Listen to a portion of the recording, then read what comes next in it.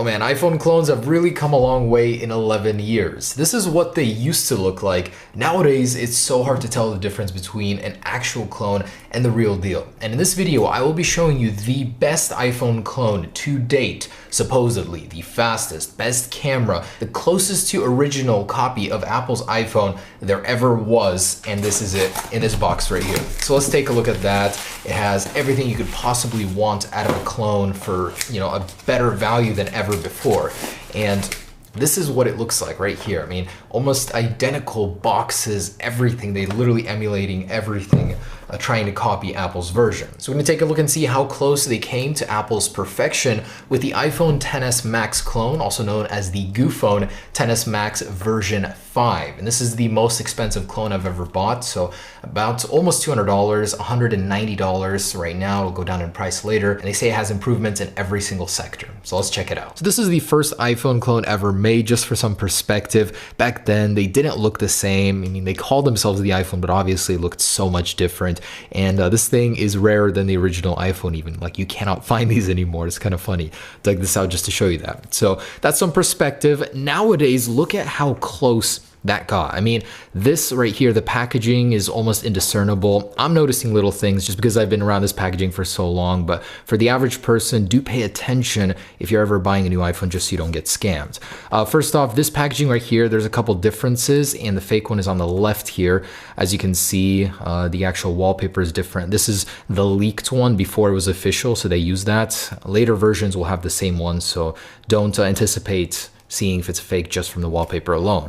The text is very, very good. It looks original right there. It's not as dark, but you will never be able to tell without the original box next to you. The logos are color representative, and it now comes in 512 gigabyte flavor. But one thing is funny is that the packaging is flipped upside down. So if it's not relative to the packaging on the front, see how the camera's up here, but the text is down here. That's how you can tell right away that it's fake. But anyways, let's compare this. Anyways, that's 512 gigabytes on both. Fonts look a little funny, a little skinny, so not as original as Apple's. And down here you can see it does have the correct naming, iPhone XS Max Gold 512 gigabytes. So this will be the first time ever that they have had a gold for an iPhone XS clone.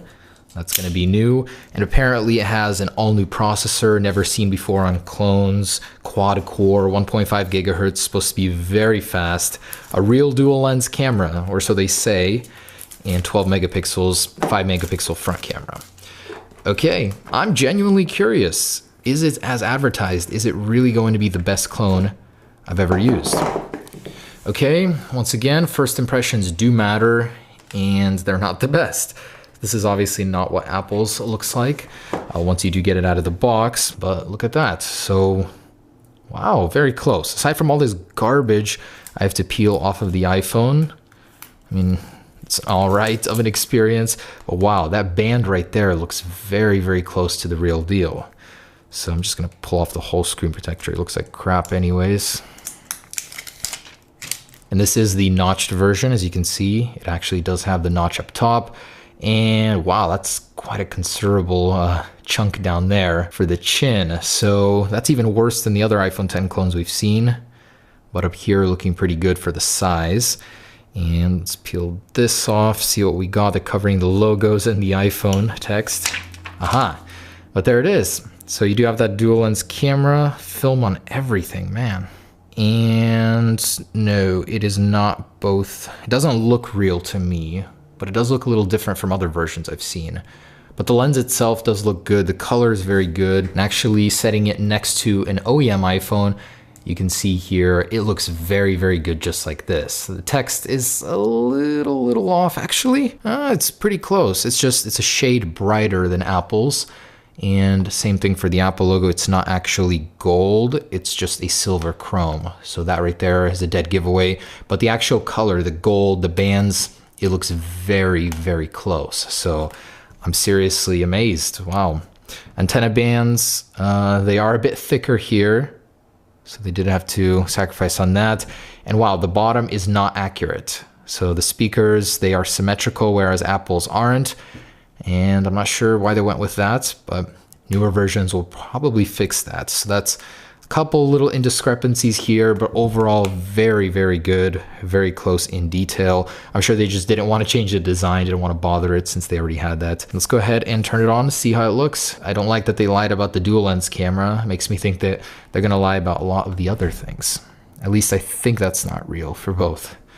But okay, turning on, and wow, for the first time ever on a clone, it actually has the real Apple boot sequence screen and not some other crap. That, okay, is very convincing from a software perspective. So it takes a while to turn on. In the meantime, let's see what we got here. Our accessories. Apple doesn't do this plastic anymore, so if you ever open it and you see that that's the case, that is not real. So let's see if it has a tap to wake. Nope, no. You do have to use the power button, and this is what it looks like inside. So I'm gonna swipe to unlock. Okay, that felt pretty decent. Feels okay responsiveness wise. That's new, so it is transparent now. You can't tap over here, you have to swipe up to get rid of it. And it comes with some weird local app to begin with. And you can't get rid of it, okay. So that's a dead giveaway that this is a fake, but overall behavior seems to be the same. Over here, your widgets view, some weird glitches, artifacts, but very, very close. Let's try the app switcher. So no recent items. Let's go to the settings, close it. Oh, so the weird glitch does persist when you want to go home. Yeah, so that's not very smooth. It looks really ugly, jarring. You can tell right away. And going into the app switcher, yeah, so it does work, but it's not very smooth. It's a very rough experience. Ooh, it does have the nice new icons over here for iOS 12. And the first clone running iOS 12.0 does have 251 gigabytes available. Cool, so no back swipe, no back swipe. Are you guys serious? Okay, another dead giveaway that this is a clone. And this is the first clone that's ever seen a 5G network. Every single other one that I've used has never been able to actually see that. So that's a nice improvement. Okay, so I'd like to make sure size-wise that they're very close. And yeah, they are. Looks like it's pretty much the same identical size. In fact, I'll try and slip it into the case. Yep, fits perfectly into my favorite iPhone case. Oh, and wow, this thing actually has like a physical 3D touch sensor. Yeah, so it can actually differentiate between a long press and a physical hold. First time ever, huh? I'm sure they're using some sort of weird software trick for that, but it does seem to work, and the battery's dead on 3D touch. Interesting, okay. Notification center does work properly, very, very smooth. Navigating through the home screen, very smooth also. So, wow, so far I'm very satisfied, mostly except for leaving apps. That's pretty bad, but let's see if we can jump between apps with a little... Nope. You cannot do that on the iPhone where you can swipe between apps really quick. Over here, you have to go up and then into another app. I like that it actually has the real iPhone charging sounds, which are very hard to hear right now, but they are there. Yeah, so it actually charges, makes the real sound. It doesn't have a screen unlock sound when you swipe up like some of the other clones either. But in accessibility, most of these are fake. Like there's nothing behind here except a couple. So they faked a lot of the menu settings in there. And some of these names, could they not have copied it one for one? Weakening dynamic effect, oral image. I can almost guarantee this is a new processor. Many times they say that it is, and it turns out not to be. But yes, it is a new MediaTek 6739. So indeed it is a quad core, which is why it's being so fast. And I just completely froze the thing. It's gone into a locked state while trying to make Geekbench work, but I don't think it's gonna work for me. It doesn't want me to let it connect to the internet for whatever reason. Wow, so they actually have the shut off screen. I turned it off and it had the spinning logo from iPhone.